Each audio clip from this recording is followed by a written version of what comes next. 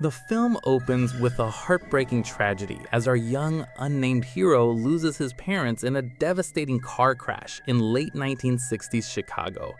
Forced to relocate to Demopolis, Alabama, the grieving boy is taken in by his tough but incredibly loving grandmother. Initially, the boy is completely hollowed out by sorrow, barely eating or speaking, which establishes a deeply emotional foundation for the story. Slowly, his grandmother brings him back to life using the soulful magic of Motown records, warm cornbread, and a surprise pet mouse named Daisy. This poignant opening sequence is crucial because it cements the unbreakable bond between the boy and his grandmother, making the audience deeply invested in their survival before the real danger even begins to show its face. Just as the boy begins to find happiness, the tone aggressively shifts from heartwarming to terrifying during a seemingly innocent trip to the local hardware store. Sweet. The boy is approached by a deeply unsettling woman wearing a strange hat and long gloves, who attempts to lure him with a snake and a piece of candy. The sudden appearance of this predator sends chills down the spine, completely shattering his newfound peace. When he escapes and tells his grandmother, her reaction immediately turns the movie into a high-stakes thriller. She reveals a horrifying truth from her own childhood. Witches are real. They absolutely despise children, and they are hunting right now. Realizing the boy has been marked, the grandmother frantically packs her bags, deciding their only chance of survival is to flee to the luxurious Grand Orleans Imperial Island Hotel, a place she believes is far too upscale for demons hiding in plain sight. Upon arriving at the extravagant resort, the relief is incredibly short-lived, as the film delivers one of its most suspenseful reveals. Striding through the hotel lobby with terrifying elegance is the Grand High Witch herself. Well, hello there. Flanked by her entourage and completely dominating the hotel manager, Mr. Stringer. The tension skyrockets when the audience realizes the grandmother has unknowingly brought her grandson directly into the lion's den, as the hotel is hosting a convention for the Society for Prevention of Cruelty to Children, which is actually a front for all the witches in the world. The Grand High Witch's bizarre, twitchy mannerisms, menacing voice, and sheer aura of malevolence make every second she is on screen absolutely captivating, leaving viewers holding their breath as she demands exclusive use of the grand ballroom, setting the stage for a catastrophic collision with our young hero. The movie hits its absolute peak of horror and dark comedy when the boy accidentally traps himself inside the ballroom, just as the witches lock the doors for their secret meeting.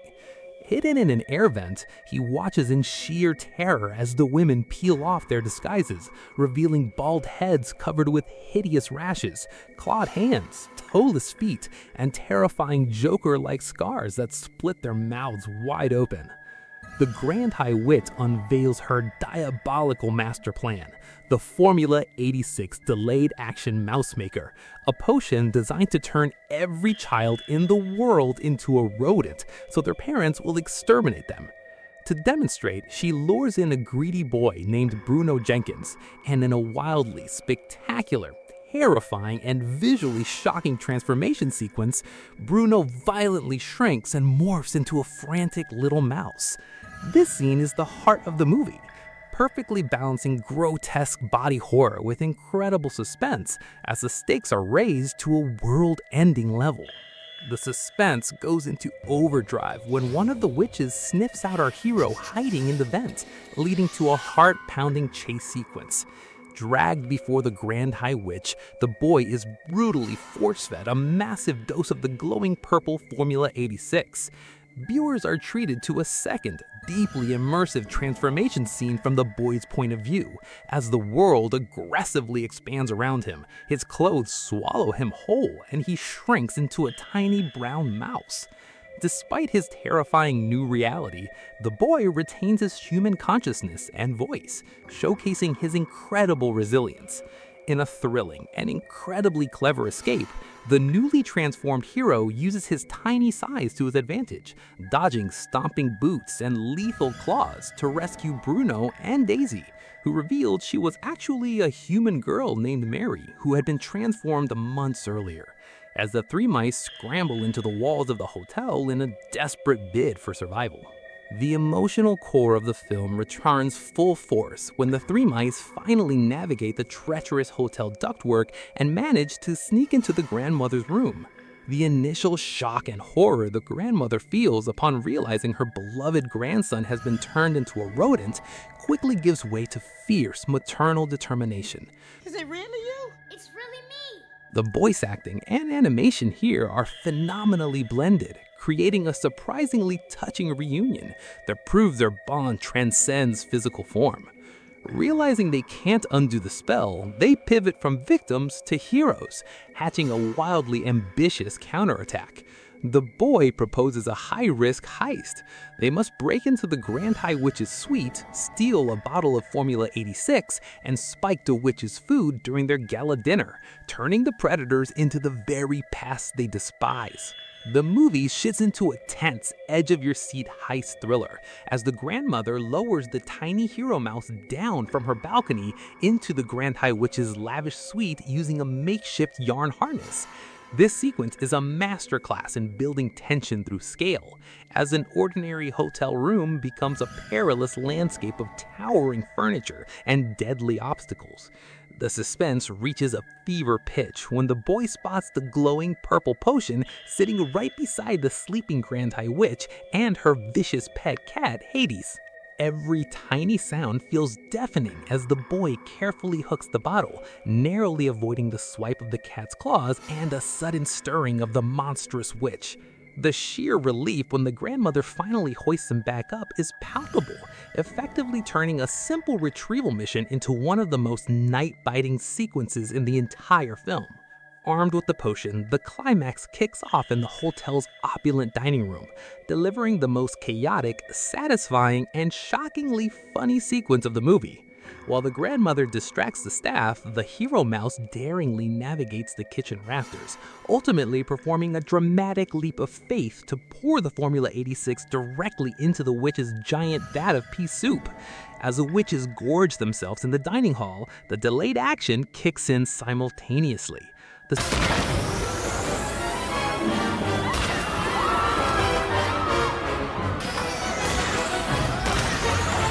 screen erupts into absolute pandemonium as dozens of witches violently contort, screech, and shrink into a massive, swarming horde of rats. The visual of the glamorous ballroom instantly descending into a terrifying rat infestation is a spectacular payoff, capturing the perfect blend of dark humor and poetic justice, as the villains finally get a taste of their own horrific medicine. The excitement doesn't end in the dining room, as the Grand High Witch, who cleverly avoided the soup, confronts the grandmother and the mice in her hotel room for a brutal final shutdown. This confrontation is visually explosive, with the Grand High Witch unleashing her terrifying, stretchy arms and immense physical power to destroy the room while hunting them down. Through a combination of the grandmother's fierce bravery and the mice's incredible agility, they manage to trap her and force a drop of the potion into her mouth. Her transformation is the most grotesque and satisfying of all, turning her into a monstrous, hideous rat. In a dark, perfectly fitting twist of fate, her own pampered, vicious cat Hades fails to recognize her master in her new form and pounces upon her, permanently neutralizing the greatest threat to children worldwide.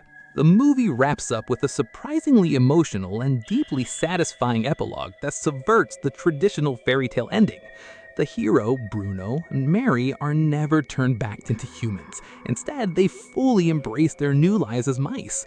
Fast-forwarding a few years, we see the older hero mouse and his aging grandmother traveling the world together, having built an elaborate mouse-sized command center. They are now actively recruiting young children into a secret army dedicated to hunting down and exterminating the remaining witches across the globe. This triumphant conclusion beautifully reinforces the film's core message of resilience, showing that a devastating curse was actually the origin story of an unstoppable child-saving task force, leaving viewers with a thrilling and uniquely memorable ending.